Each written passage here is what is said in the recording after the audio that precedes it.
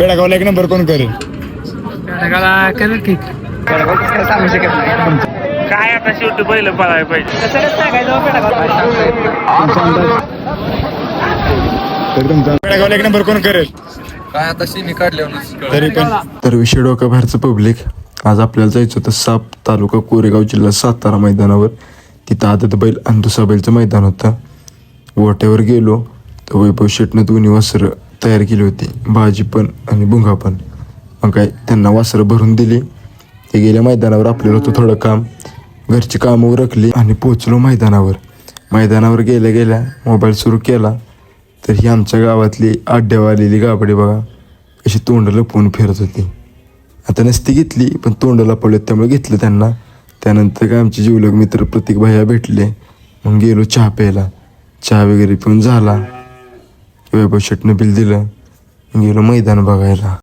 मैदानावर गेलो तोपर्यंत तिथं आपल्याला आर्वीचा ओम भेटला.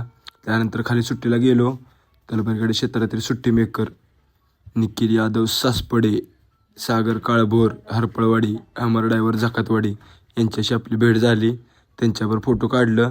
तोपर्यंत आपल्याला अमोल पैलवान आणि बबलू डायव्हर भेटले. त्यानंतर आपल्याला छोट्या डायव्हर कोराळे, कोट्या पैलवान माहुली आणि सुबोध चव्हाणची भेट झाली.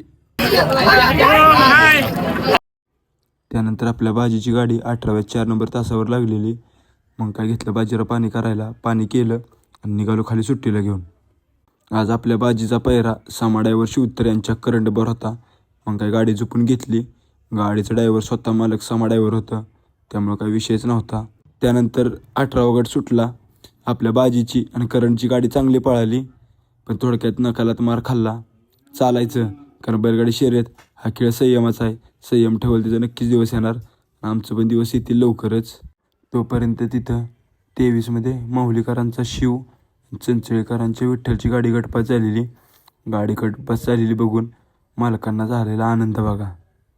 त्यांच्या चेहऱ्यावर तो साप दिसत होता की गटपास झाल्यावर आनंद काय असतो ते. परत आपल्याला तिथं आपले फॉलोअर्स भेटले. काय त्यांच्याशी भेट घेतली. आता तुम्ही म्हणाल सुरुवातीला सागर काळभोर, गोट्या पैलवान माहुली, प्रशांत डायव्हर, अच्युत डायव्हर सगळे दाखवले. त्यांचं काय ह्या व्हिडिओत सांगितलं नाही. व्हिडिओ मोठा झाला आहे त्यामुळे नेक्स्ट पार्टमध्ये तुम्हाला सगळं सांगतो नक्की ते काय म्हणत होते, काय विषय होता आणि राहिलेला मैदानाचा पण पार्ट टाकतो.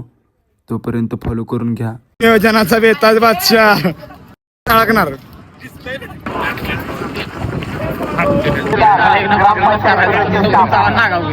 नियोजनाचा बेताज बादशाह